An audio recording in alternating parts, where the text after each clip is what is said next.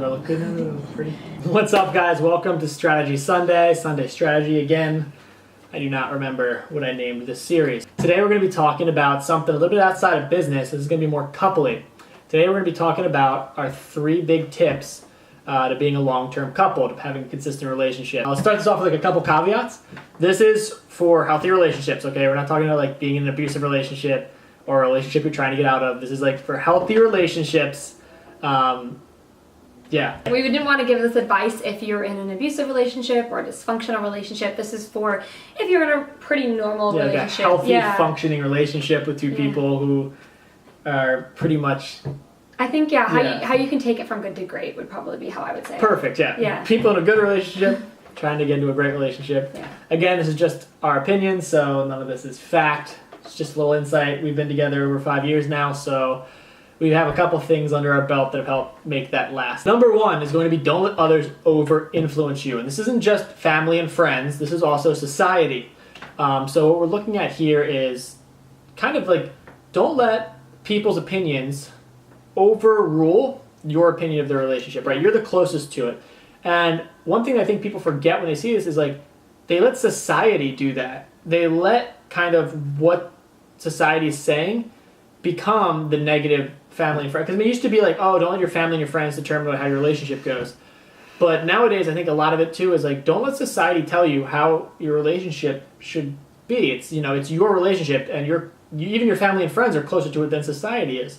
So don't let the norms, for lack of a better word, determine how you should live your relationship. You know, it's between you and your partner, and you need to kind of set those ground rules together.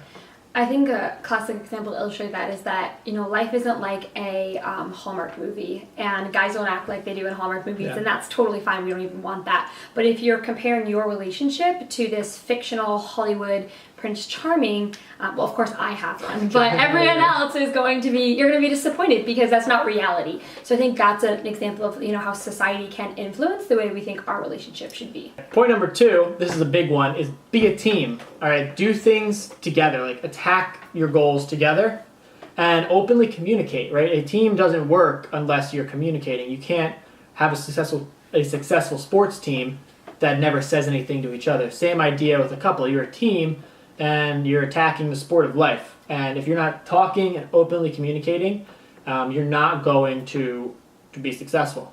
And especially if you're trying to accomplish things, if you're both trying to accomplish different things in life, it's going to diverge, it's going to split you apart. But if you're both kind of teamed up attacking life together, it's just going to create a stronger bond. Yeah, I just really like the way you said that. I don't really have anything to add to that. It was just, when you said a team attacking the sport of life, I like that a lot. So. Yeah, I mean, honestly, it's a pretty simple topic. It's pretty cliche. It's communicate, right? Open communication and be a team. There's not much else to say about that one except...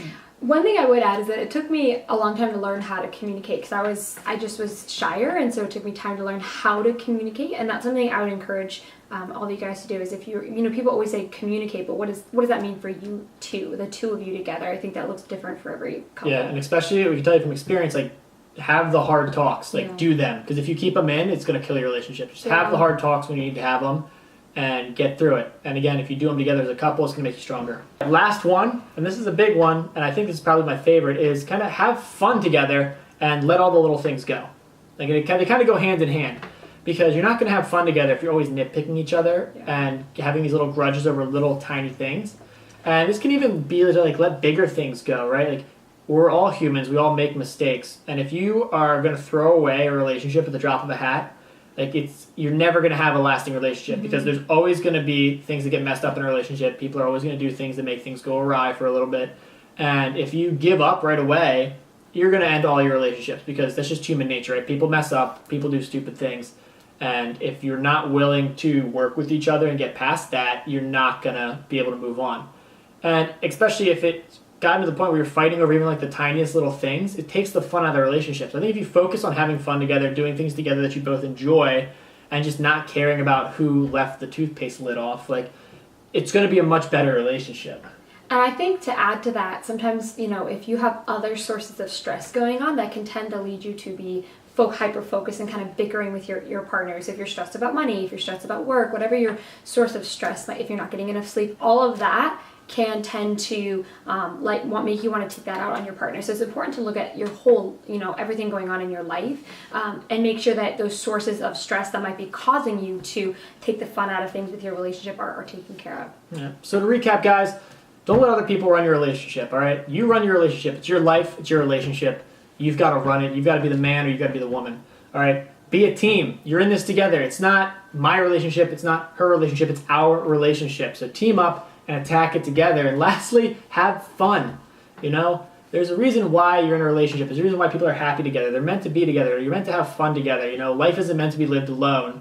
And, if you constantly are fighting people and you're constantly looking at these negatives, you're going to end up alone and it's going to be your fault. I'm just telling you the hard truth.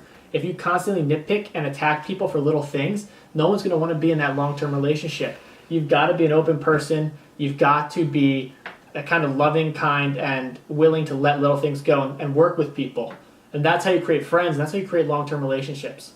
So if you want to be successful in anything in life, you've got to be the kind of person who's willing to work with people, let the little things go, and ultimately, not be that kind of nitpicker. Yeah. So guys, I hope you like this video. Comment down below what tips you guys have. If you've been in a long-term relationship, if you've been married X amount of years, tell us down below some of your best tips. I know this is a little more of an off-topic video for strategy sessions, but we like to throw in a little coupley stuff here and there since we've got 5 years under our belt now. We feel like maybe we have a little bit we can share with you guys. So leave a like if you liked it, and we'll see you guys in tomorrow's video. Peace. I don't know why I do the finger gun thing. I love the finger gun thing.